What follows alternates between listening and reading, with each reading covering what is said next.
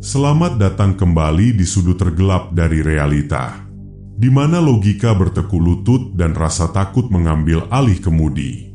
Di channel Ternyata Seram. Kisah ini bergulir bukan karena pilihan, tapi karena keterpaksaan.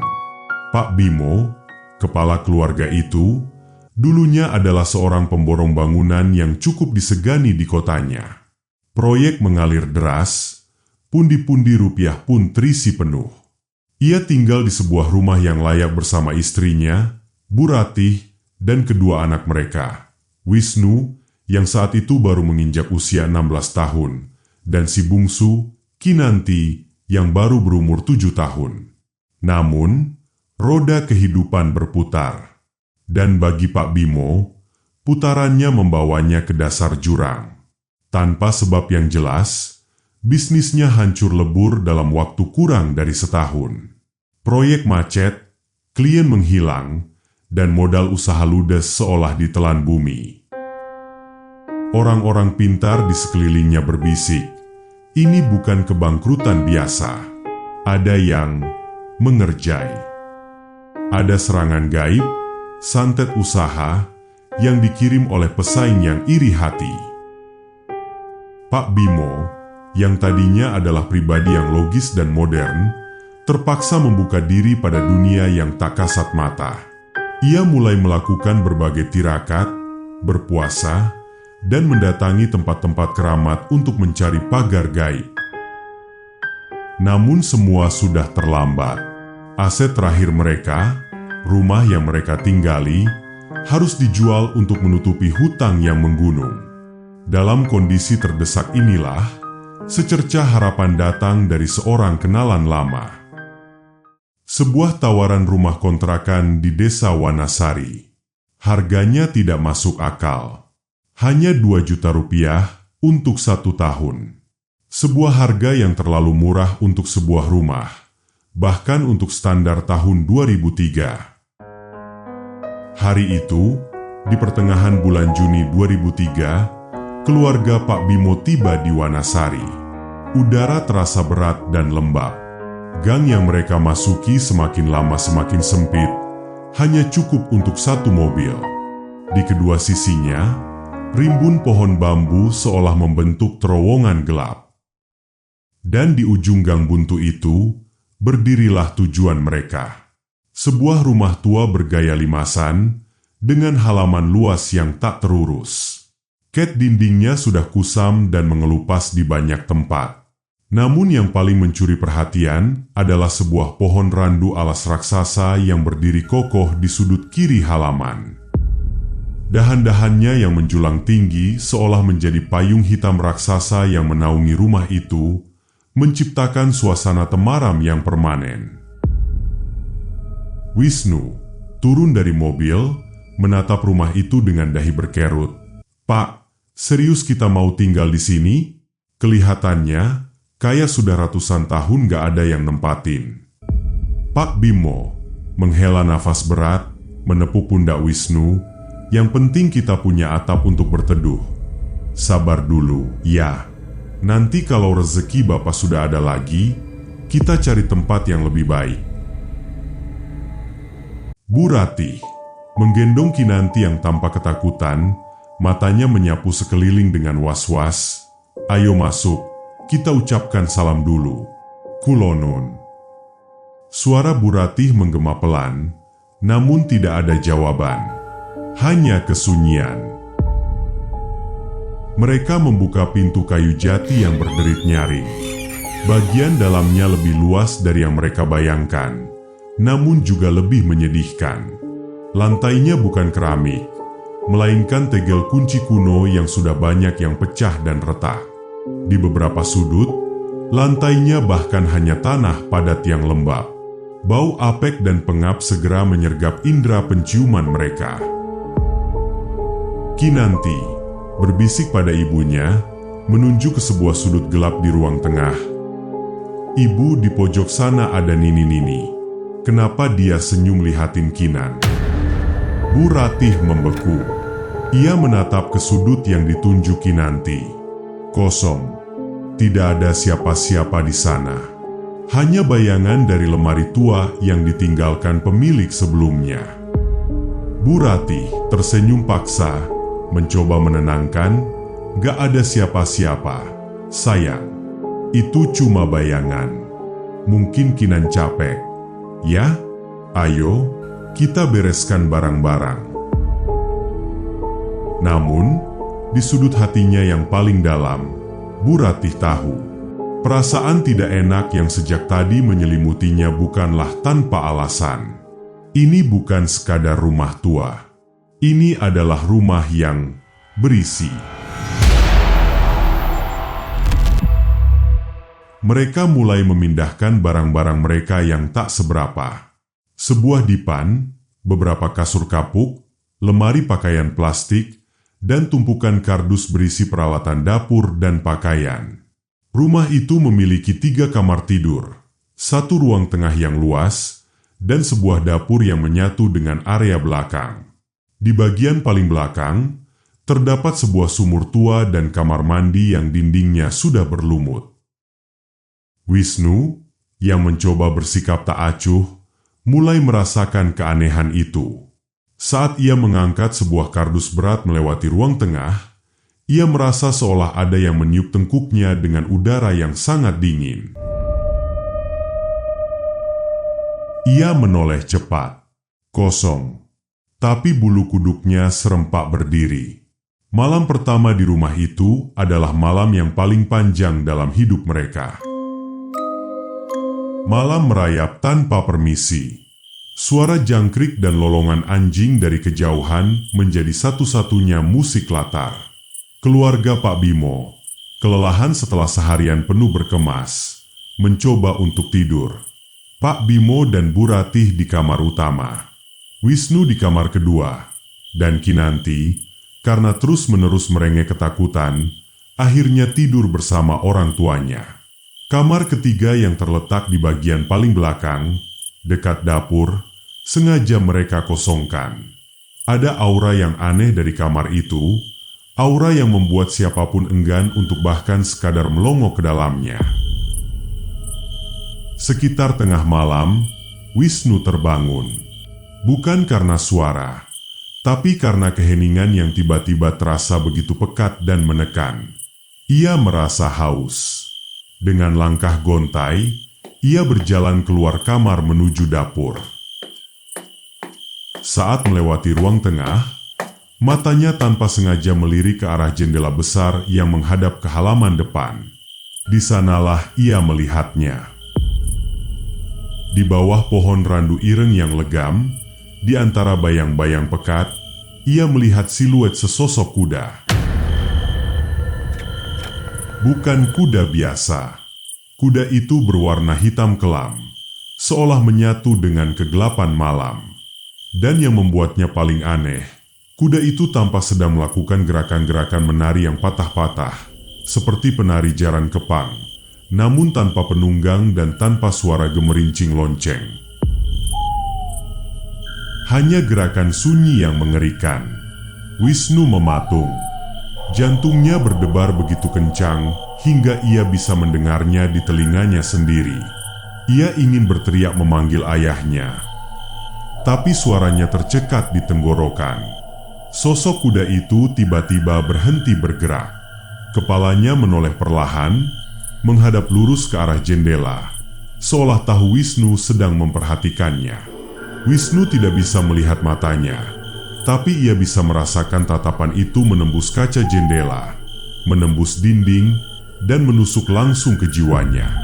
Dengan sisa tenaga yang ada, Wisnu berbalik badan dan lari kembali ke kamarnya. Ia tidak jadi minum. Ia mengunci pintu kamarnya, menarik selimut hingga menutupi seluruh tubuhnya, dan berdoa dalam hati hingga ia tak sadarkan diri karena ketakutan.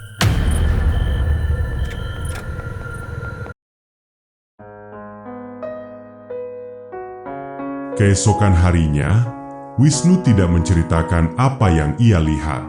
Ia takut dianggap mengada-ada atau hanya memperkeruh suasana yang sudah tegang. Ia mencoba meyakinkan dirinya bahwa itu hanyalah mimpi buruk, efek dari kelelahan. Namun, teror di rumah itu baru saja dimulai, dan ia datang dalam bentuk yang lebih nyata. Pagi itu, Bu Rati hendak menimba air dari sumur tua di belakang rumah untuk memasak dan mandi. Ketika ember pertama berhasil diangkat, ia hampir menjatuhkannya kembali. Air di dalamnya tidak jernih. Warnanya hitam pekat, seperti air comberan, dan mengeluarkan bau anyir yang menusuk hidung.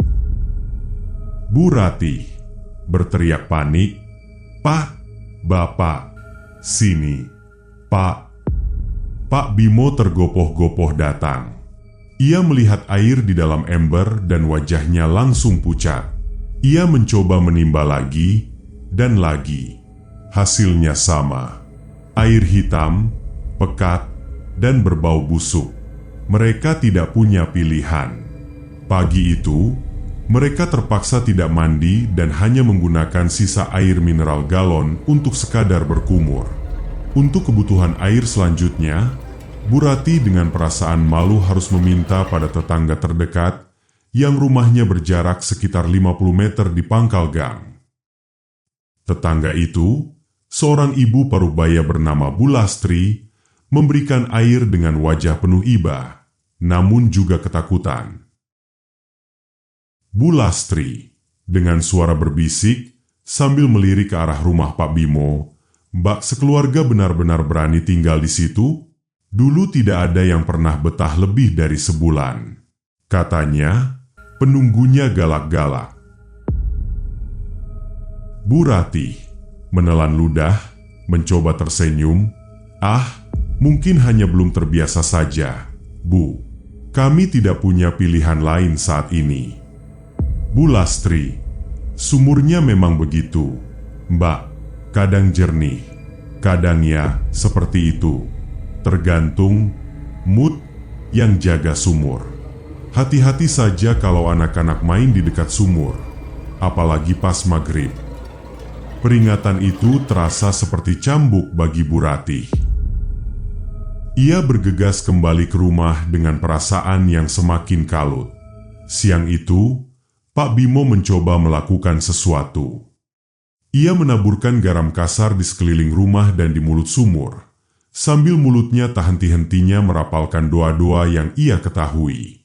Ia mencoba berkomunikasi dengan bahasa Jawa Kromo Inggil yang halus. Pak Bimo berdiri di tengah ruang utama dengan suara pelan namun tegas. "Nuwun sewu, kulo nuwun. Embah, Nyai, permisi. Saya Bimo sekeluarga minta izin menumpang tempat ini untuk berteduh. Saya tidak akan mengganggu. Semoga diberi keselamatan." Hening.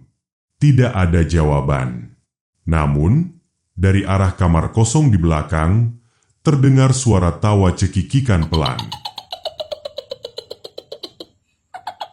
Tawa seorang perempuan tua, melengking dan dingin. Seketika, seluruh bulu di tubuh Pak Bimo meremang. Ia tahu permintaan izinnya didengar, tapi ia tidak tahu apakah izin itu diberikan atau justru dianggap sebagai sebuah lelucon. Malam kedua menjadi panggung bagi teror yang lebih intens. Mereka semua tidak bisa tidur. Suara-suara aneh mulai terdengar dari berbagai penjuru rumah. Suara langkah kaki di atas loteng kayu. Suara orang menyapu lantai dengan sapu lidi di dapur, padahal tidak ada siapa-siapa di sana. Dan yang paling mengerikan, suara dari kamar kosong itu terdengar seperti ada seseorang yang sedang menyeret sebuah kursi kayu berat, menggesek lantai tegel yang kasar. Berhenti. Lalu beberapa detik kemudian, terdengar suara bantingan keras. Wisnu yang kamarnya bersebelahan dengan kamar kosong itu melompat dari tidurnya. Jantungnya serasa mau copot. Ia bisa merasakan getaran dari bantingan itu melalui dinding. Di kamar utama, Kinanti tiba-tiba menangis histeris dalam tidurnya. Kinanti meracau, matanya terpejam. "Pergi, jangan lihatin aku terus. Nini jahat, pergi." Bu Rati memeluk putrinya erat-erat, mencoba membangunkannya sambil membacakan ayat-ayat kursi dengan suara bergetar. Pak Bimo hanya bisa duduk di tepi ranjang. Wajahnya menegang, mendengarkan simfoni horor yang dimainkan oleh para penghuni tak kasat mata di rumah barunya. Ia merasa gagal melindungi keluarganya. Puncaknya terjadi sekitar pukul 2 dini hari.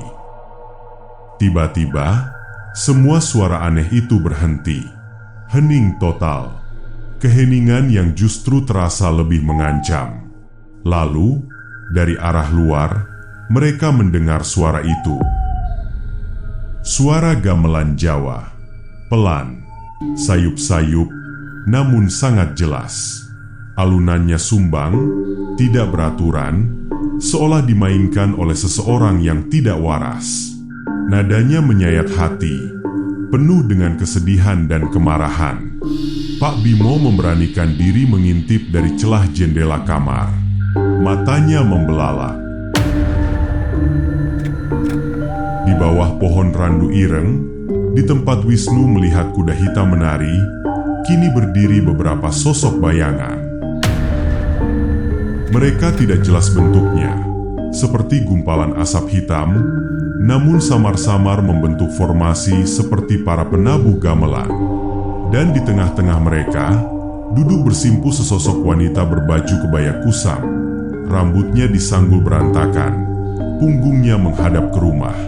Wanita itu perlahan menoleh. Wajahnya pucat pasi seperti mayat, dengan rongga mata yang gelap dan kosong. Ia tersenyum ke arah Pak Bimo. Senyum yang tidak menunjukkan keramahan, melainkan kemenangan. Pak Bimo langsung menutup jendela dan terduduk lemas di lantai. Keringat dingin membanjiri seluruh tubuhnya. Malam itu, ia sadar, ini bukan sekadar gangguan biasa. Mereka tidak hanya menumpang di sebuah rumah kosong. Mereka telah masuk ke dalam sebuah kerajaan gaib, sebuah istana bagi arwah-arwah yang tidak tenang. Musik gamelan yang sumbang menjadi lebih keras, lalu tiba-tiba berhenti. Hanya menyisakan suara angin.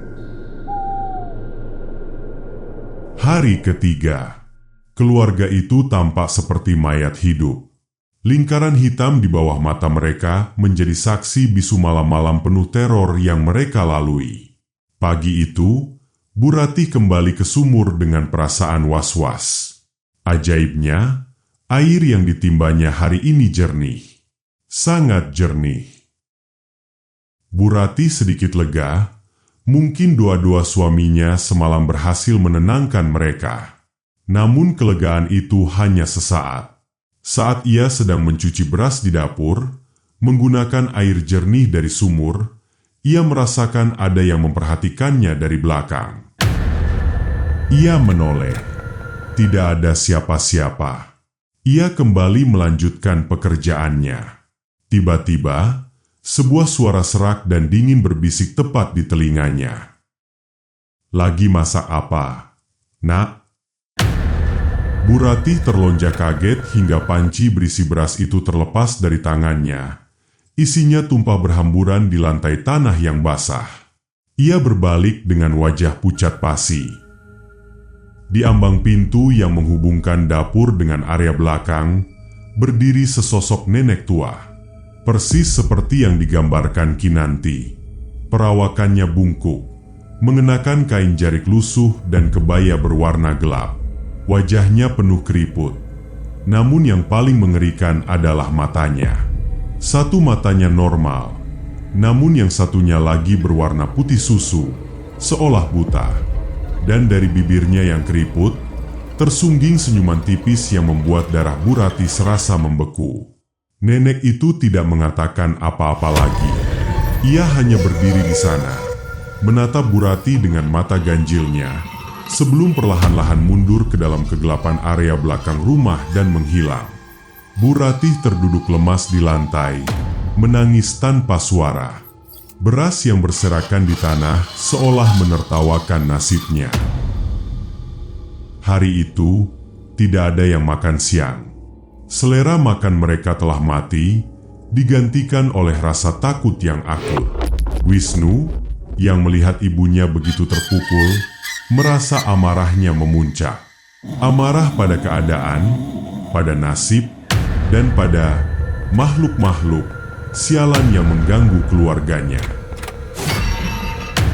Sore itu, dengan nekat, ia mengambil sebuah batu sebesar kepalan tangan dan berjalan ke halaman belakang.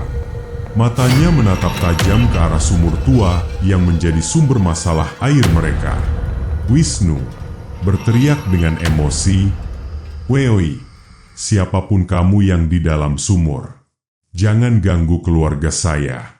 Kalau berani, tunjukin diri lo sekarang." Ia melemparkan batu itu sekuat tenaga ke dalam sumur. Suara batu yang menghantam air menggema dari kedalaman sumur.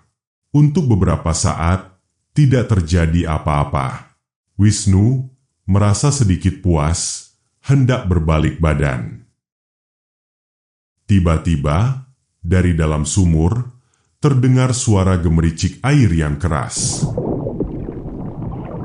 Bukan gemericik biasa, tapi seperti ada sesuatu yang besar sedang bergerak naik dari dalam air. Perlahan, dari bibir sumur, muncul dua buah tangan.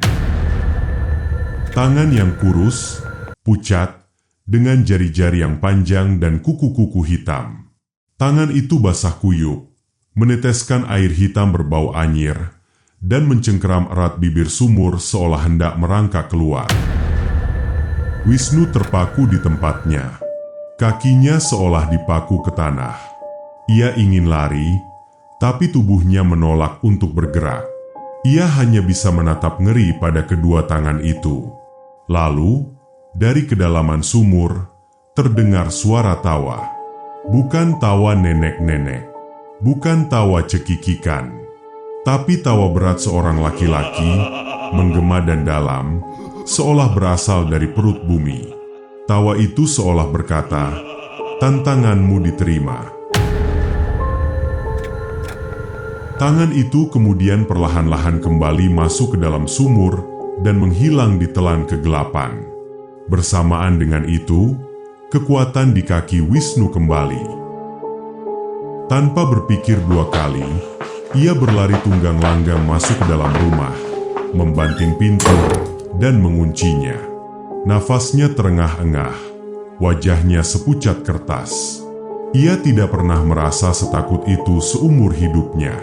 Kenekatannya telah dibayar lunas dengan sebuah penampakan yang akan menghantuinya selamanya. Malam itu, Pak Bimo mengumpulkan keluarganya di ruang tengah. Ia menyalakan beberapa lilin karena lampu bohlam di ruangan itu tiba-tiba mati dan tidak mau menyala lagi, menciptakan suasana yang semakin mencekam.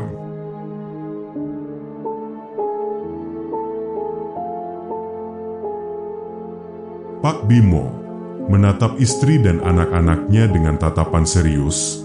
"Bapak tahu kalian semua ketakutan. Bapak juga. Tapi kita tidak punya pilihan lain. Kita tidak punya uang untuk pindah.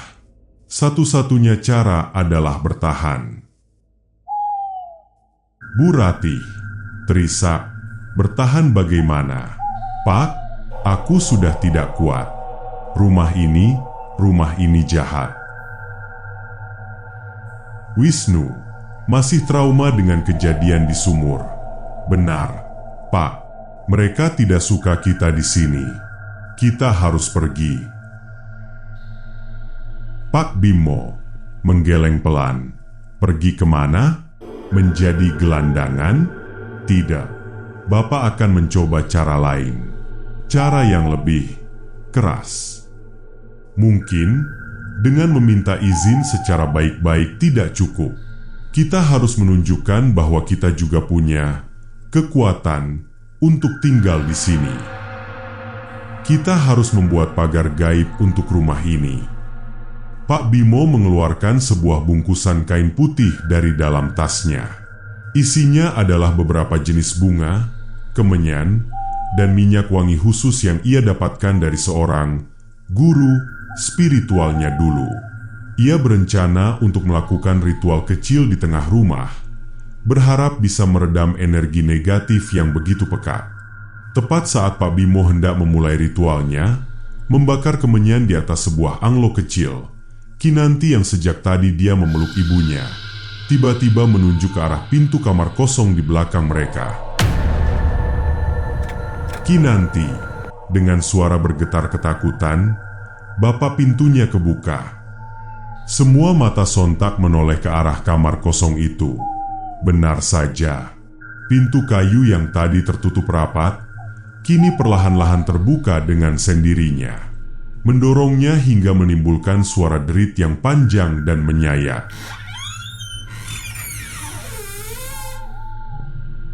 Dari dalam kegelapan kamar itu tidak muncul apa-apa, hanya kegelapan yang pekat. Namun justru kegelapan itulah yang terasa paling menakutkan. Seolah-olah kamar itu adalah mulut menganga dari sesosok monster raksasa yang sedang mengundang mereka untuk masuk, mengundang mereka untuk ditelan. Angin dingin tiba-tiba berhembus dari dalam kamar itu, memadamkan semua lilin yang menyala di ruang tengah. Gelap total. Hanya ada suara nafas mereka yang terengah-engah ketakutan. Dan kemudian, dari dalam kegelapan pekat kamar kosong itu, terdengar sebuah suara. Suara nenek-nenek yang serak, namun kali ini penuh dengan amarah dan kebencian. Suara gaib menggema di seluruh ruangan. "Lungo!" Teriakan itu begitu kuat, begitu penuh dengan energi jahat, hingga membuat jendela-jendela rumah bergetar. Bu Ratih menjerit histeris. Wisnu refleks memeluk adiknya. Pak Bimo dengan tangan gemetar mencoba menyalakan kembali korek apinya. Saat api korek berhasil menyala, cahayanya yang kecil dan gemetar menerangi pemandangan yang membuat jantung mereka berhenti berdetak. Di ambang pintu kamar kosong itu, kini berdiri sosok nenek bermata satu itu. Tapi ia tidak sendiri. Di samping kanan dan kirinya, berdiri dua sosok hitam tinggi besar, seperti bayangan pengawal. Dan di belakangnya, di dalam kegelapan kamar, samar-samar terlihat puluhan pasang mata merah yang menyala, menatap lurus ke arah mereka. Mereka telah mengusik sarang lebah. Dan kini, seluruh penghuni rumah itu keluar untuk menunjukkan siapa penguasa yang sebenarnya. Api di tangan Pak Bimo kembali padam. Kegelapan menelan mereka sekali lagi. Malam itu barulah permulaan. Pak Bimo mengira dengan melakukan ritual, ia bisa melindungi keluarganya. Ia salah besar. Ia tidak sedang mencoba memagari rumah. Ia justru baru saja membunyikan lonceng perang, menantang kekuatan yang telah bersemayam di sana jauh sebelum pondasi rumah itu diletakkan.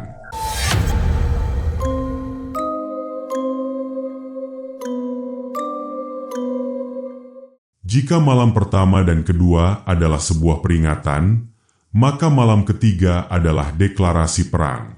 Malam ketika kegelapan menelan mereka adalah saat pintu gerbang neraka benar-benar terbuka lebar. Apa yang terjadi setelah lilin itu padam? Bagaimana keluarga Pak Bimo bisa bertahan menghadapi puluhan pasang mata merah yang menyala dalam kegelapan? Mereka tidak punya pilihan lain selain melawan. Melawan teror yang perlahan, tapi pasti, menjerat mereka dalam cengkeraman tak kasat mata. Saat lilin padam dan kegelapan pekat menyelimuti ruang tengah, jeritan Bu Ratih memenuhi ruangan. Pak Bimo tak kalah panik, namun insting seorang kepala keluarga mendorongnya untuk melindungi. Dalam gelap gulita, ia merengkuh Kinanti yang gemetar dan Wisnu yang mematung. "Pak Bimo, Suara bergetar, namun berusaha tegas. "Jangan takut, dekati Bapak. Kita harus menyalakan lampu." Namun, suara nenek-nenek yang menyerukan, "Lungo," itu masih terngiang, bergema di seluruh ruangan, seolah ada di mana-mana. Kehadiran entitas tak kasat mata itu terasa begitu menyesakan, seperti udara yang tiba-tiba menipis. Aroma melati busuk menusuk hidung semakin memperparah kengerian. Di tengah kepanikan itu, sesuatu yang lebih mengerikan terjadi. Mereka bisa merasakan sentuhan. Bu Ratih menjerit lagi. Ia merasa ada jari-jari dingin dan kurus yang merayap di tengkuknya, lalu mencengkeram bahunya dengan kencang. Ia mencoba menepis, namun cengkeraman itu begitu kuat. "Bu Ratih," menjerit histeris. "Ada yang megang aku, Pak, tolong." Wisnu, yang berdiri dekat Pak Bimo, tiba-tiba merasa ada sesuatu yang menarik celana panjangnya dari belakang. Tarikannya kuat, seolah hendak menyeretnya ke dalam kegelapan kamar kosong. Ia berteriak, meronta, dan mencoba berpegangan pada lengan ayahnya. Wisnu berteriak ketakutan. "Pak, ada yang narik aku, Pak." Pak Bimo berjuang keras melawan cengkeraman di bahu istrinya sambil menarik Wisnu agar tetap dekat.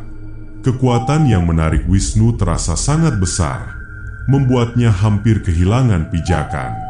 Suara Kinanti yang terus-menerus menangis histeris di pelukan Pak Bimo semakin memperkeruh suasana. Tiba-tiba, suara tawa serak, tawa nenek-nenek itu, terdengar sangat dekat di telinga Pak Bimo, seolah berbisik langsung ke otaknya. Sangat dekat dengan Pak Bimo. "Kowe wani karo aku, Bimo." Spontan, Pak Bimo mengayunkan tangannya ke arah suara itu. Meskipun ia tak melihat apa-apa, ia yakin tangannya mengenai sesuatu. Ada suara desisan marah, seperti ular yang terinjak, dan cengkeraman di bahu Bu Ratih serta tarikan pada Wisnu seketika menghilang. Tidak ada waktu untuk berpikir. Pak Bimo tahu mereka harus keluar dari ruangan itu. Ia meraba-raba dinding, mencari jalan menuju kamar utama. Dengan sisa tenaga, ia menyeret istri dan kedua anaknya, merangkak dalam kegelapan yang terasa hidup itu. Hanya butuh beberapa detik, namun terasa seperti keabadian.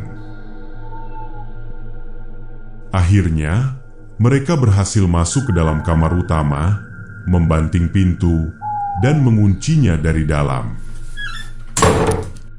Mereka terengah-engah, berpelukan erat di lantai, berusaha menenangkan diri. Jantung mereka berdebar tak karuan. Pak Bimo, nafas terputus-putus. Syukurlah kita selamat." Namun, ketenangan itu hanya fata morgana. Dari luar kamar, terdengar suara langkah kaki yang berat mengelilingi kamar mereka. Langkah kaki yang menyeret, seperti seseorang yang pincang, disertai suara hembusan napas berat. Suara itu berhenti tepat di depan pintu kamar.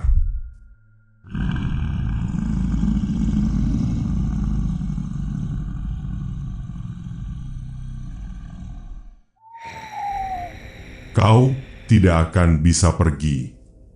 Suara itu adalah suara yang sama yang didengar Wisnu dari dalam sumur. Suara tawa berat yang mengancam. Mereka tahu ini adalah ancaman langsung.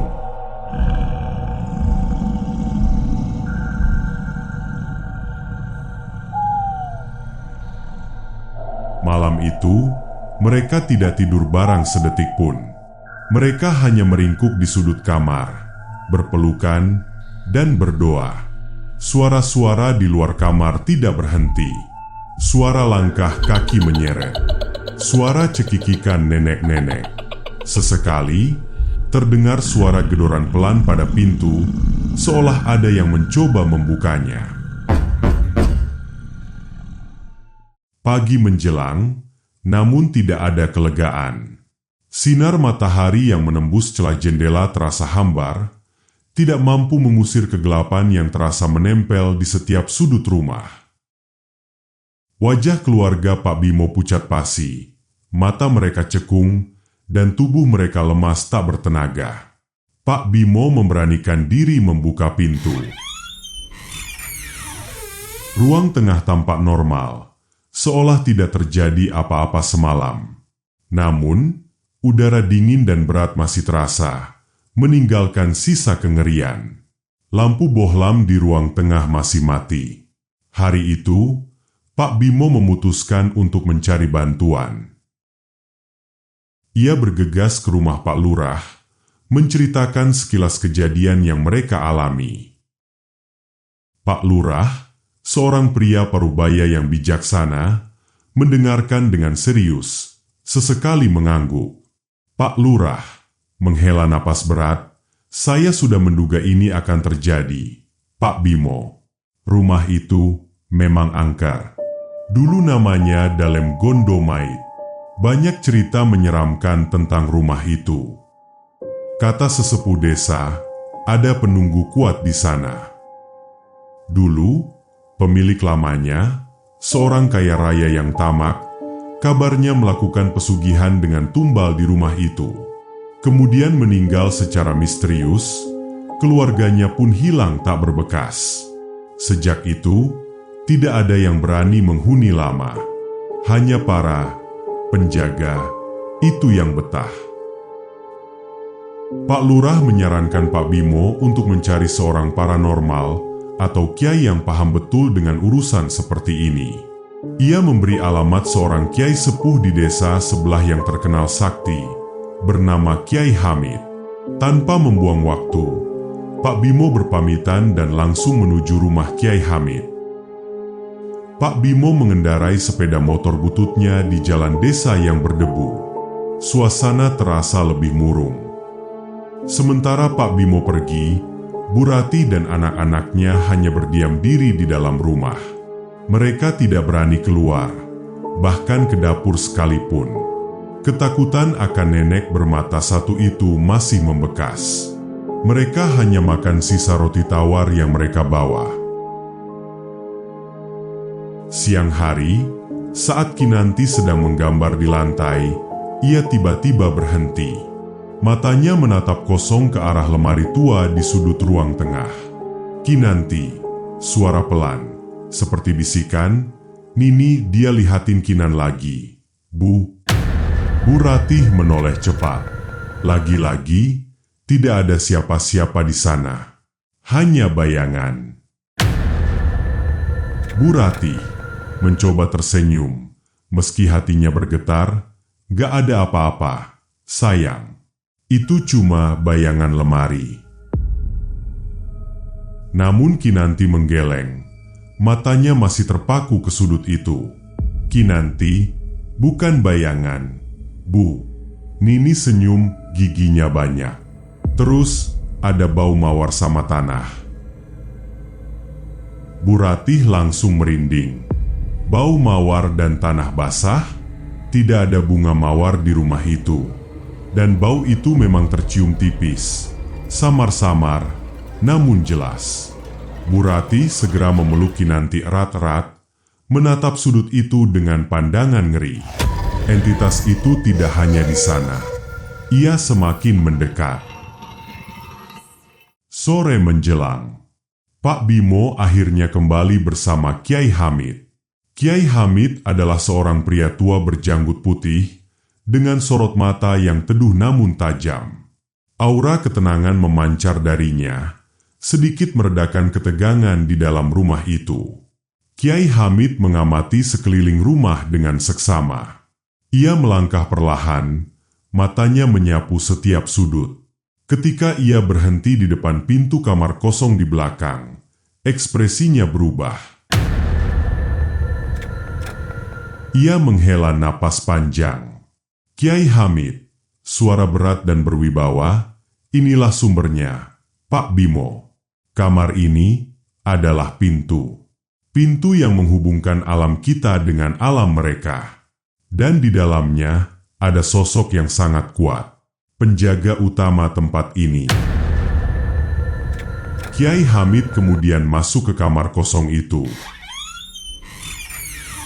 Pak Bimo, Bu Ratih, dan Wisnu mengikutinya dengan perasaan campur aduk antara takut dan penasaran. Kinanti tetap bersembunyi di balik ibunya. Di dalam kamar itu, Kiai Hamid berdiri di tengah ruangan.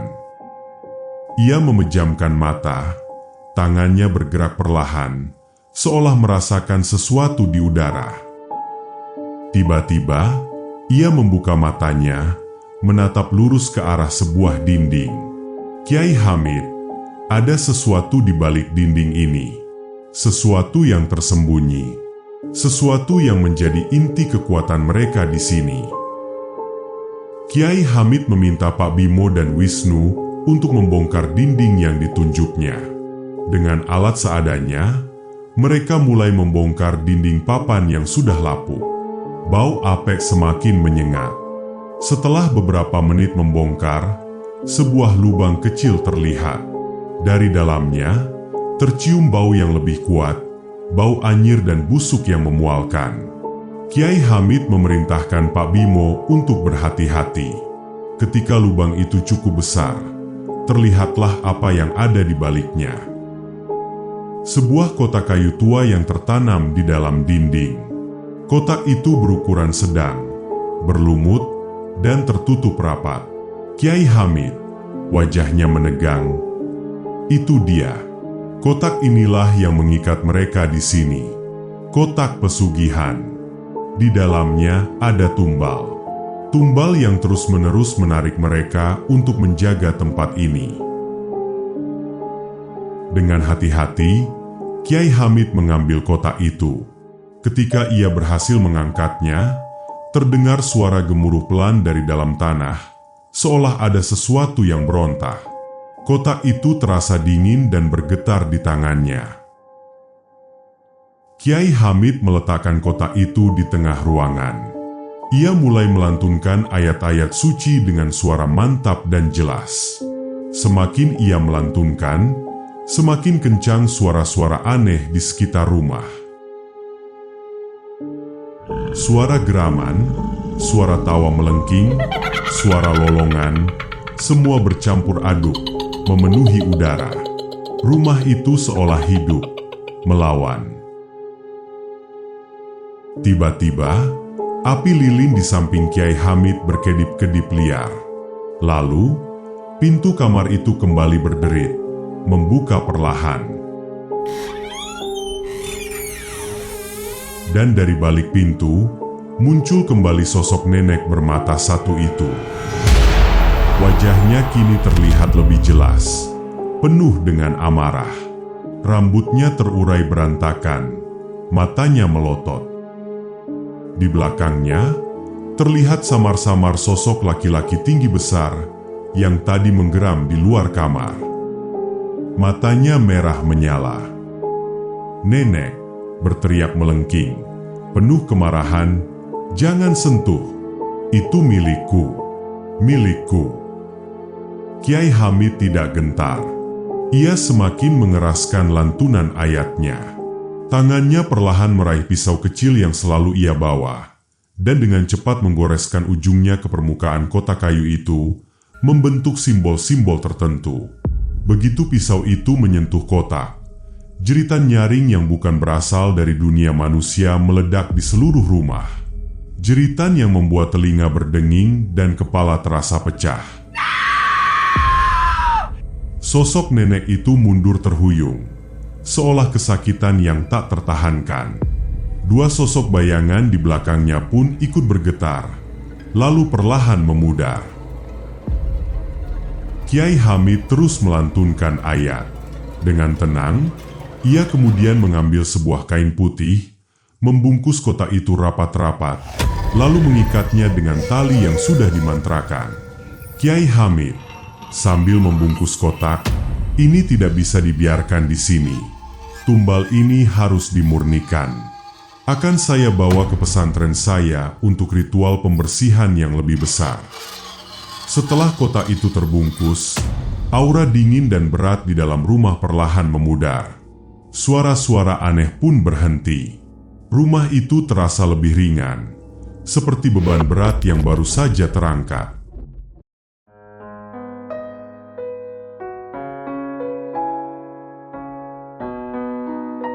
Kiai Hamid menjelaskan bahwa kota itu berisi jasad bayi yang diawetkan, tumbal pesugihan yang digunakan pemilik lama untuk kekayaan. Jasad itulah yang mengikat para jin dan arwah penasaran di rumah itu, menjadikan mereka budak dan penjaga. Dengan mengambil kotak itu, ikatan mereka akan terlepas, dan mereka bisa pergi. Kiai Hamid menasihati keluarga Pak Bimo untuk tetap berhati-hati. Mereka mungkin akan kembali, mencoba mencari apa yang hilang. Tapi kekuatan mereka akan sangat berkurang. Teruslah berdoa, teruslah beribadah. Insya Allah, kalian akan selamat. Sebelum pergi, Kiai Hamid juga memberikan beberapa air doa dan daun bidara untuk disiramkan ke seluruh sudut rumah, terutama di sumur. Ia berjanji akan mengabari setelah ritual pemurnian tumbal selesai.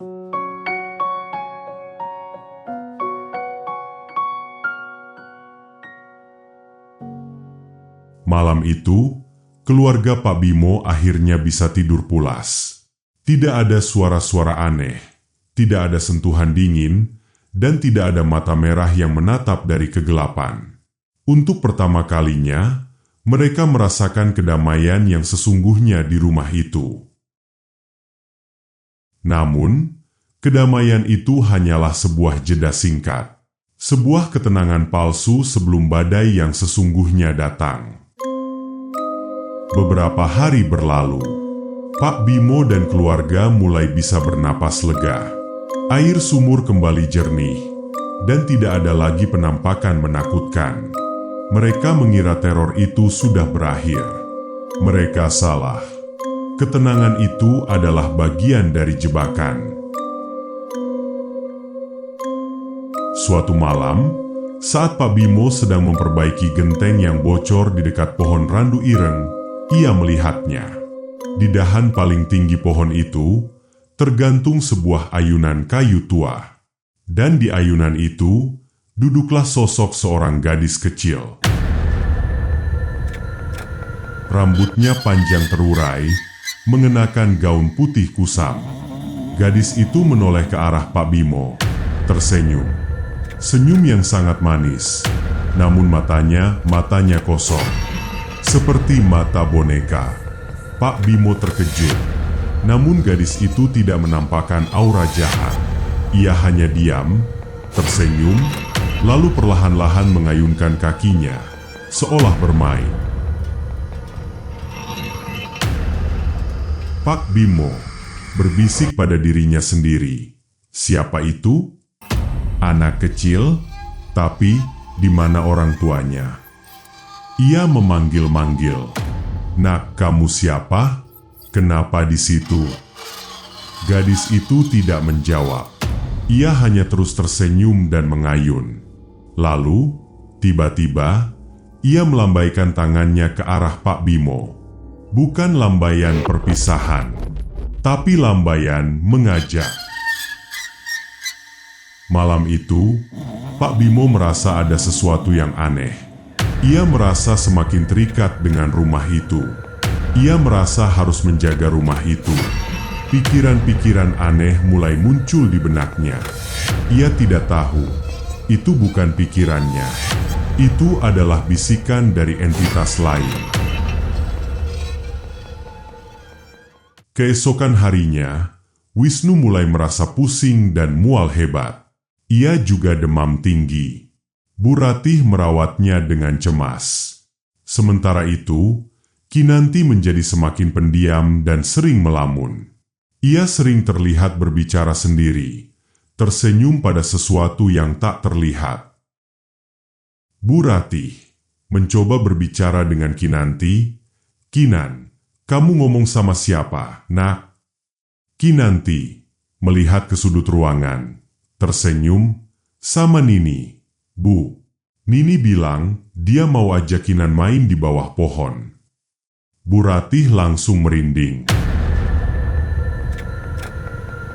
Nenek bermata satu itu, entitas itu masih di sana. Mereka tidak pergi. Mereka hanya mengubah taktik. Beberapa minggu berikutnya adalah neraka yang berbeda. Mereka tidak diganggu secara fisik, tapi mental mereka dikikis perlahan. Wisnu semakin sakit-sakitan, tubuhnya kurus. Dokter desa tidak menemukan penyakit medis yang jelas. Ia hanya terus-menerus demam, menggigil, dan mual. Kinanti, gadis kecil itu adalah yang paling mengkhawatirkan. Ia tidak lagi bermain dengan mainannya. Ia lebih sering bermain dengan teman-teman, tak kasat matanya.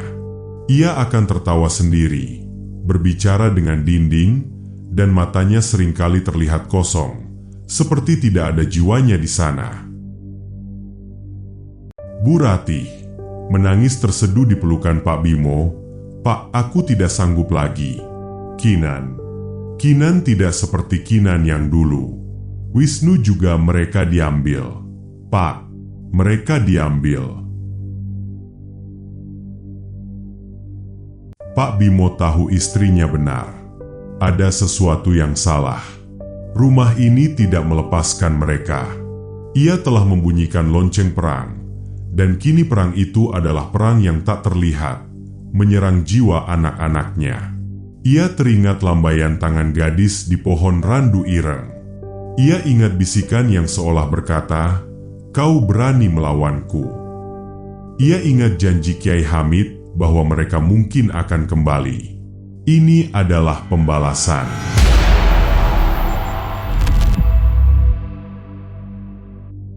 Suara Kinanti tertawa cekikikan yang jauh dan menyeramkan. Suara nafas terengah-engah dari Wisnu. Keluarga Pak Bimo terperangkap. Terperangkap di rumah murah yang ternyata mahal harganya. Mahal dengan kesehatan, dengan kewarasan, dan mungkin dengan jiwa anak-anak mereka. Apa yang bisa dilakukan oleh seorang ayah yang tak berdaya ketika musuhnya adalah kekuatan tak terlihat? Apa yang bisa dilakukan seorang ibu ketika melihat anaknya perlahan-lahan hilang di hadapan mata? Kisah rumah randu ireng ini belum berakhir. Ini hanyalah permulaan dari jerat tak kasat mata yang mencekik keluarga Pak Bimo. Akankah mereka berhasil membebaskan diri dari cengkeraman rumah terkutuk itu? Atau akankah kematian mengucapkan, "Selamat datang," kepada mereka semua? Kita akan mencari tahu jawabannya.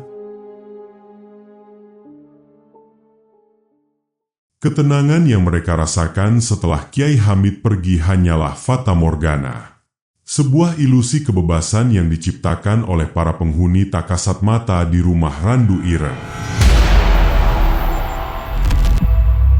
Mereka tidak pergi.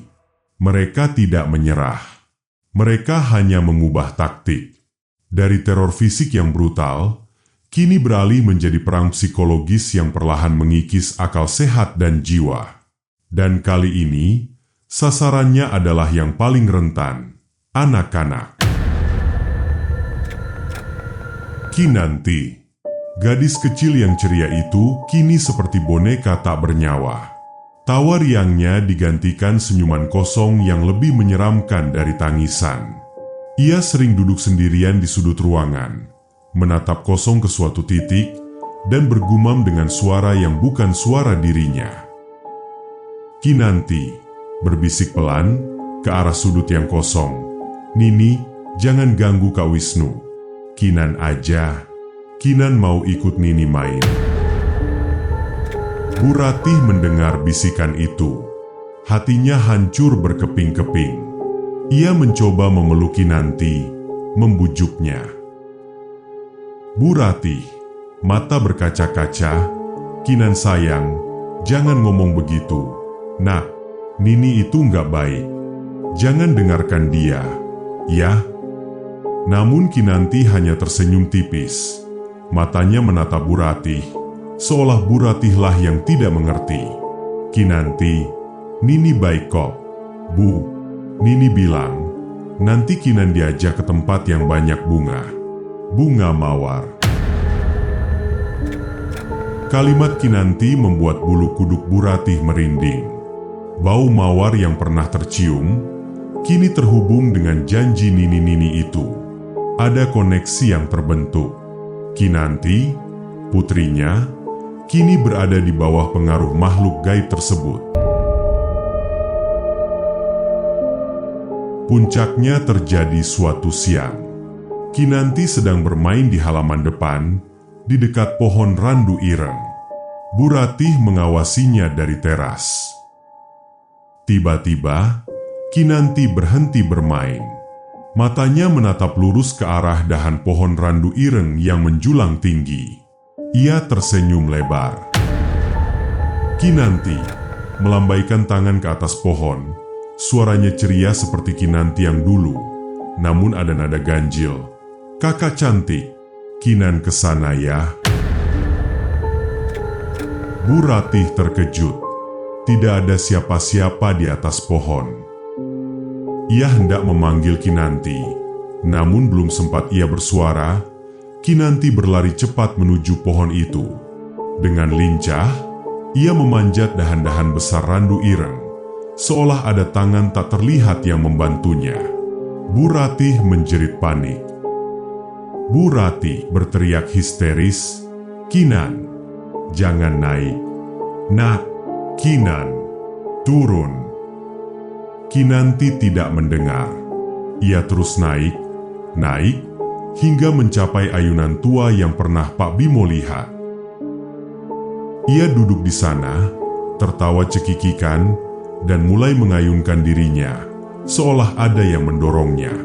Tawa itu, meskipun terdengar seperti tawa anak-anak, memiliki resonansi yang aneh, seolah bergema dari kehampaan. Pak Bimo dan Wisnu yang mendengar teriakan Bu Ratih bergegas keluar.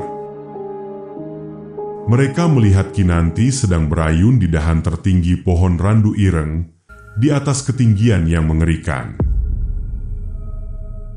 Pak Bimo, wajahnya pucat pasi. "Ya Allah, Kinan." Pak Bimo mencoba memanjat, namun dahan-dahan pohon itu terasa licin dan tak beraturan. Setiap kali ia mencoba naik, seolah ada yang mendorongnya mundur. Ia bisa merasakan hawa dingin yang menusuk dari pohon itu. Kinanti terus berayun, tawanya semakin melengking. Tiba-tiba, ia menoleh ke arah mereka. Wajahnya tetap tersenyum, namun matanya kosong, dan kulitnya tampak pucat kebiruan. "Kinanti," suara bukan lagi suara anak kecil, lebih berat dan dingin, "Selamat datang di rumah kami." Jeritan Bu Ratih pecah. Wisnu membeku melihat adiknya. Di samping Kinanti, samar-samar terlihat siluet seorang gadis berambut panjang, mengenakan gaun putih kusam, ikut berayun di ayunan yang sama, sambil memegang tangan Kinanti. Wajahnya tersembunyi oleh rambutnya yang menutupi, namun hawa dingin yang memancar darinya begitu menusuk.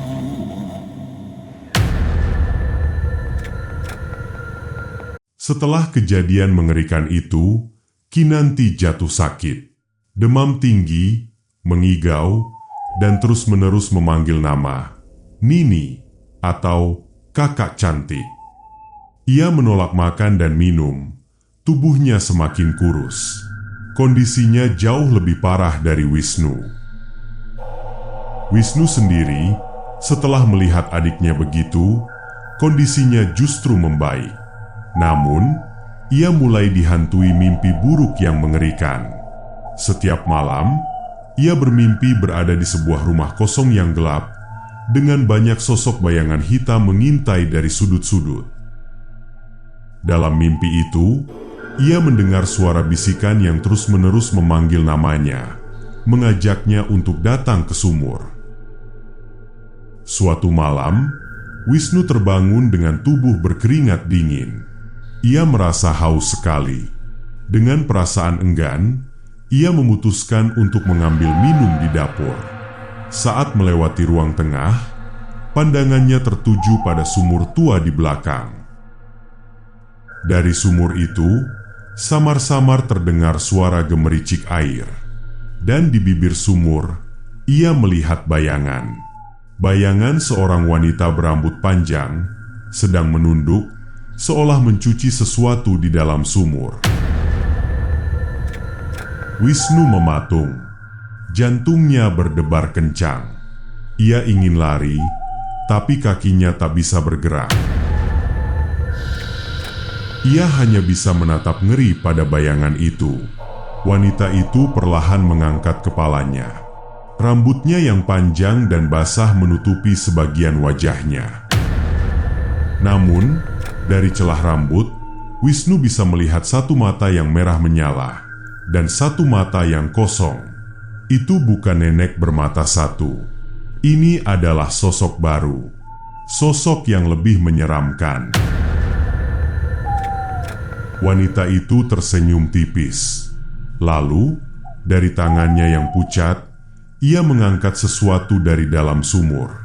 Sesuatu yang berwarna merah pekat, meneteskan cairan gelap. Suara gaib, wanita berambut panjang, suara melengking, namun datar dan dingin. "Kamu mau ini? Untuk adikmu?" Wanita itu perlahan mendekat, melangkah keluar dari area dapur. Wisnu tidak tahan. Ia berteriak histeris, lalu berlari sekencang-kencangnya ke kamar orang tuanya, membanting pintu, dan menangis di pelukan Bu Rati. Jeritan Wisnu membangunkan Pak Bimo dan Bu Rati. Mereka panik, menanyakan apa yang terjadi. Wisnu menceritakan apa yang dilihatnya dengan terbata-bata. Pak Bimo dan Bu Rati semakin merasa putus asa. Makhluk-makhluk itu tidak hanya mengganggu, mereka mulai menunjukkan bentuk yang lebih menyeramkan dan menawarkan sesuatu yang tidak manusiawi. Kesehatan Kinanti semakin memburuk. Ia mulai kejang-kejang dan tubuhnya semakin dingin. Pak Bimo segera menghubungi Kiai Hamid, menceritakan semua yang terjadi.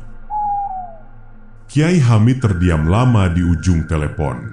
"Kiai Hamid," suara berat, penuh kekhawatiran, "tumbalnya sudah saya sucikan, Pak Bimo. Seharusnya mereka tidak lagi memiliki kekuatan penuh. Ini pasti sisa-sisa energi negatif yang masih sangat kuat di sana.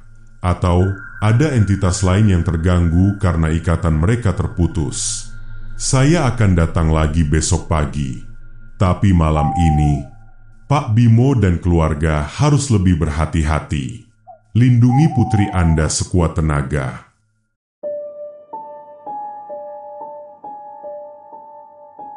Malam itu adalah malam terpanjang dan paling menakutkan bagi keluarga Pak Bimo. Mereka semua berkumpul di kamar utama. Kinanti terbaring lemah di tengah-tengah mereka. Pak Bimo membacakan ayat-ayat Al-Quran tanpa henti. Bu Rati terus-menerus memeluk Kinanti, dan Wisnu menjaga pintu, matanya waspada. Di luar kamar, teror kembali dimulai. Suara ketukan di dinding. Suara tawa cekikikan yang sangat dekat, seolah ada yang berdiri tepat di belakang pintu. Suara langkah kaki yang menyeret, mondar-mandir di depan kamar. Tiba-tiba, suara tangisan bayi terdengar dari arah kamar kosong. Tangisan bayi yang melengking, memilukan, dan terus-menerus. Tangisan itu semakin lama semakin keras, semakin dekat, seolah bayi itu bergerak menuju kamar mereka. Bu Rati panik. "Suara apa itu, Pak? Ya Allah!" Pak Bimo gemetar. Ia tahu suara itu bukan berasal dari bayi sungguhan. Itu adalah tipuan. Tangisan bayi itu tiba-tiba berhenti. Lalu, terdengar suara bisikan serak tepat di celah pintu kamar. Suara gaib, menyeramkan. "Anakmu sudah lelah, biarkan dia ikut kami, dia akan senang di sini." Bersamaan dengan itu, jendela kamar terbuka sendiri dengan cepat, menghempas dinding. Angin dingin menerpa masuk, membawa bau tanah basah dan mawar busuk yang menusuk hidung. Dari luar jendela, di bawah bayang-bayang pohon randu ireng, terlihat siluet gadis kecil dengan gaun putih kusam yang tadi berayun, kini berdiri diam, menatap lurus ke arah Kinanti. Di sampingnya, berdiri sosok wanita berambut panjang bermata merah menyala. Dan di belakang mereka, samar-samar terlihat puluhan mata merah yang menyala dalam kegelapan. Mereka semua berdiri diam, menatap Kinanti. Kinanti tiba-tiba terbangun, matanya terbuka lebar, namun pandangannya kosong. Ia tersenyum, lalu mengangkat tangannya ke arah jendela, seolah ingin meraih sesuatu. "Nini, kakak cantik." Kinan datang. Jantung Pak Bimo, Bu Ratih, dan Wisnu seolah berhenti berdetak. Mereka melihat Kinanti mulai mencoba bangkit dari pelukan ibunya. Tubuhnya gemetar, namun matanya penuh dengan keinginan untuk mendekat ke arah jendela. Seolah ada kekuatan tak terlihat yang menariknya. Bu Ratih memeluk Kinanti erat-erat, air mata membanjiri wajahnya. "Jangan, Nak, jangan, jangan pergi." Pak Bimo berteriak, suaranya parau, "Pergi kalian, jangan ganggu anakku."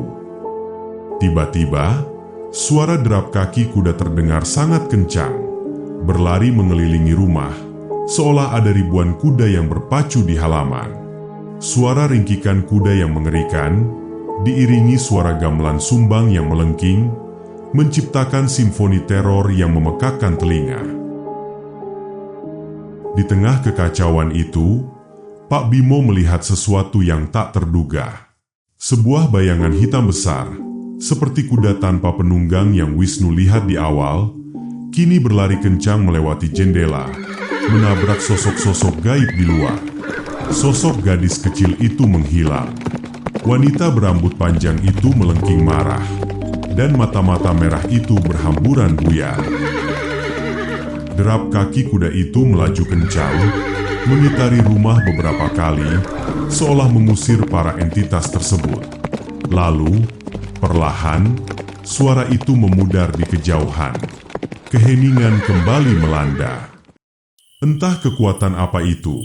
Apakah entitas lain yang tidak suka dengan gangguan tersebut, ataukah sisa-sisa keberkahan Kiai Hamid? Yang jelas, serangan itu mereda. Namun, jeda itu datang dengan harga yang mahal. Ketika semua kembali tenang, Pak Bimo dan Bu Ratih menatap Kinanti.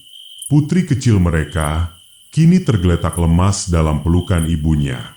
Matanya terpejam, bibirnya pucat pasi, dan nafasnya sangat pelan, nyaris tak terdengar. Bu Ratih, suara bergetar, memanggil-manggil. "Kinan, Kinan, nak bangun, nak." Tidak ada jawaban. Pak Bimo mendekat, menyentuh dahi Kinanti. Dingin, sangat dingin, lebih dingin dari yang seharusnya. Ia menempelkan telinganya ke dada putrinya. Tidak ada detak jantung. Kinanti, putri kecil mereka, telah tiada.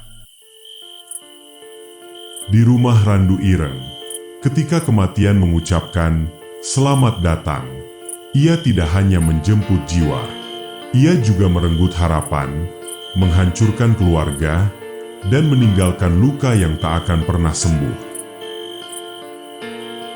Kematian Kinanti adalah pukulan telak yang membuat keluarga Pak Bimo hancur berkeping-keping. Mereka tahu, mereka harus keluar dari rumah ini. Harga sewa 2 juta rupiah untuk setahun kini terasa lebih mahal dari nyawa putri mereka. Tapi, bisakah mereka benar-benar pergi? Apakah rumah itu akan membiarkan mereka lolos begitu saja? Setelah mengambil sesuatu yang begitu berharga, kisah rumah Randu Ireng ini masih menyimpan kengerian yang lebih dalam. Kengerian yang akan menguji batas kewarasan mereka. Kita akan mencari tahu bagaimana mereka menghadapi kehilangan ini, dan bagaimana mereka akan mencoba melepaskan diri dari jerat rumah terkutuk itu.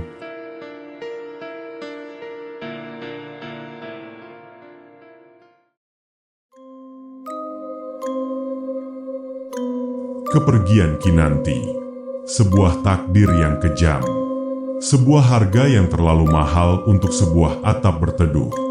Di rumah Randu Ireng, kematian bukan lagi bisikan, melainkan lengkingan nyaring yang merobek jiwa. Namun, bahkan di ambang kehancuran, teror belum usai. Justru, kematian Kinanti adalah sinyal. Sinyal bagi mereka yang tak kasat mata bahwa batas telah dilanggar. Dan kini, pembalasan akan datang dalam bentuk yang paling mengerikan. Setelah subuh menjemput, Kiai Hamid tiba di rumah Randu Ireng. Wajahnya yang teduh berubah pias saat mendengar kabar Kinanti. Ia memeriksa jasad gadis kecil itu, mengusap wajahnya yang dingin, lalu memejamkan mata dalam-dalam. Kiai Hamid, suara pelan, nyaris berbisik, "Innalillahi wa inna ilaihi raji'un." Putri kecil ini, jiwanya telah ditarik. Semoga Allah menempatkannya di sisinya yang terbaik. Beliau menjelaskan bahwa energi di rumah itu terlalu kuat, dan Kinanti, yang memiliki mata batin terbuka sejak awal, menjadi target empuk karena jiwanya yang murni. Terlebih, ritual pemurnian tumbal memang melonggarkan ikatan para penjaga, namun juga membuat mereka marah karena harta mereka diambil. Mereka butuh pengganti. Kiai Hamid memimpin prosesi pemakaman Kinanti yang sederhana di pemakaman desa. Suasana duka menyelimuti keluarga Pak Bimo. Bu Ratih tak henti-hentinya menangis, meratapi kepergian putri bungsunya. Pak Bimo memeluk istrinya erat, mencoba tegar meskipun hatinya remuk redam. Wisnu hanya bisa terdiam, tatapannya kosong, traumanya semakin dalam. Mereka kembali ke rumah yang kini terasa semakin dingin dan hampa. Rumah tanpa Kinanti. Malam itu, mereka berkumpul di ruang tengah. Lampu bohlam di ruang utama entah bagaimana kembali menyala. Namun cahayanya redup, seolah enggan menerangi. Mereka tidak lagi bisa tidur. Rasa takut kini bercampur dengan kesedihan yang mencekik. Tiba-tiba, dari arah kamar kosong di belakang, terdengar suara. Suara langkah kaki kecil, berlari-lari. Bukan langkah kaki menyeret atau berat, tapi langkah kaki ceria seorang anak kecil. Mereka semua terkesiap. Wajah Bu Ratih langsung pucat. Ia mengenali suara itu. Bu Ratih bergetar. Kakinan? Itu Kinan? Pak Bimo menahan napas. Ia tahu ini bukan Kinanti mereka. Lalu, dari balik pintu kamar kosong itu, muncullah sesosok bayangan putih kecil. Bentuknya seperti anak perempuan, berambut panjang, dengan gaun yang melambai. Ia berlari keluar dari kamar kosong, melintasi ruang tengah, menuju ke arah mereka. Wisnu berteriak ketakutan, "Kinan!" Namun, saat bayangan putih itu melintas di depan mereka, wajahnya terlihat pucat pasi, dengan mata hitam legam dan senyuman yang terlalu lebar, nyaris mencapai telinga. Senyuman yang sama dengan yang pernah Kinanti tunjukkan di atas pohon Randu Ireng. Suara Gai, anak kecil. "Hei, Kakak Wisnu, Bapak, Ibu, Kinan main di sini ya." Bayangan itu berlari mengelilingi mereka, menari-nari, lalu menghilang menembus dinding di sisi lain. Aroma mawar busuk dan kembali tercium, memenuhi ruangan. Bu Ratih menjerit histeris. Pak Bimo memeluknya erat. Wisnu memejamkan mata, tak sanggup lagi melihat penampakan itu. Arwah Kinanti, atau setidaknya sesuatu yang menyerupai dirinya, kini menghantui mereka di dalam rumah. Sebuah siksaan psikologis yang jauh lebih kejam dari teror fisik sebelumnya.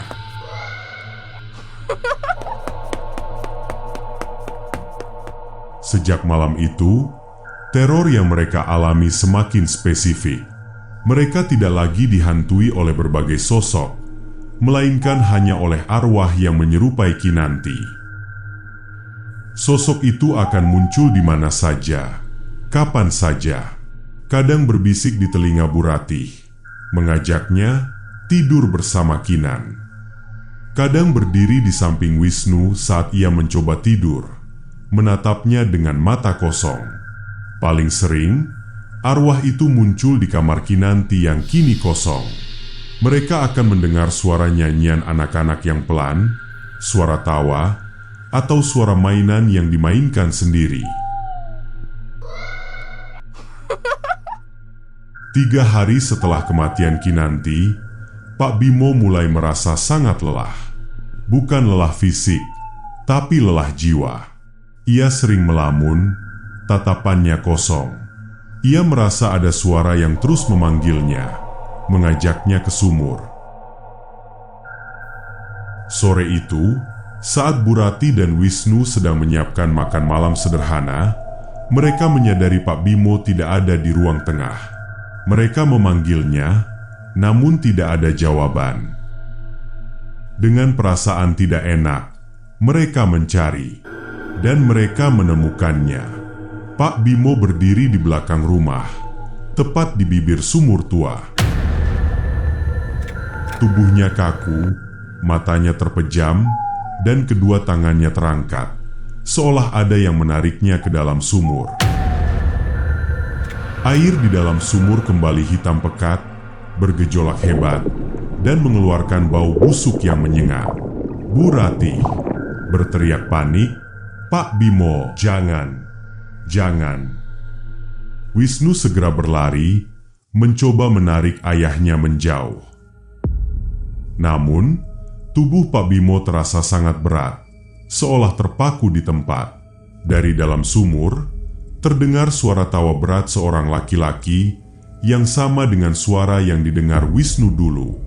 Tawa itu kini terdengar penuh kemenangan. Di belakang Pak Bimo, samar-samar terlihat siluet wanita berambut panjang bermata merah yang pernah Wisnu lihat. Ia berdiri diam, tersenyum, seolah mengawasi permainan ini. Suara dalam menggelegar dari sumur, "Satu sudah kini giliranmu." Bu Ratih dan Wisnu menarik sekuat tenaga. Pak Bimo meronta dalam ketidaksadarannya. Tangannya semakin condong ke dalam sumur. Air di sumur bergejolak semakin hebat, seolah siap menelan tubuhnya. Tiba-tiba, dari arah gerbang, terdengar suara sirine mobil polisi dan motor-motor warga. Beberapa tetangga yang khawatir setelah mendengar kabar kematian Kinanti, berinisiatif memanggil polisi desa dan beberapa warga untuk menengok kondisi keluarga itu. Suara keramaian itu membuat para entitas di sumur terkejut. Sosok wanita berambut panjang itu lenyap. Air di sumur perlahan kembali tenang. Dengan sisa tenaga, Bu Ratih dan Wisnu berhasil menarik Pak Bimo menjauh dari sumur. Pak Bimo tersungkur, terbatuk-batuk, dan kembali sadar. Wajahnya sangat pucat, dan ia tampak sangat ketakutan.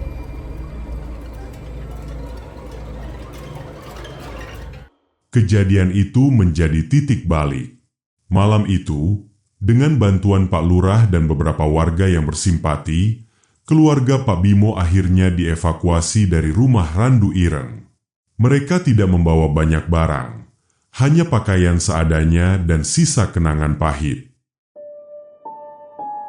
Rumah itu mereka tinggalkan begitu saja, terkunci rapat, dengan jendela-jendela yang memancarkan kegelapan dari dalamnya. Mereka menumpang sementara di rumah salah satu kerabat Pak Bimo di kota lain.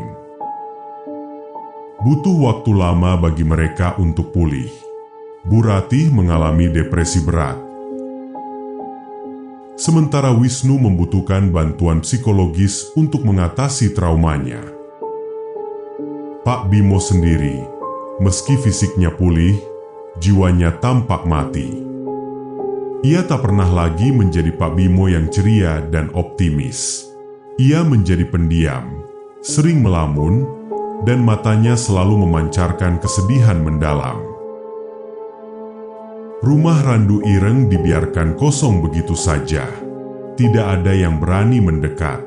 Kabar tentang teror yang dialami keluarga Pak Bimo menyebar cepat ke seluruh desa, semakin memperkuat reputasi angker rumah tersebut. Beberapa tahun kemudian, rumah itu sempat dijual murah kepada seorang pengusaha dari kota.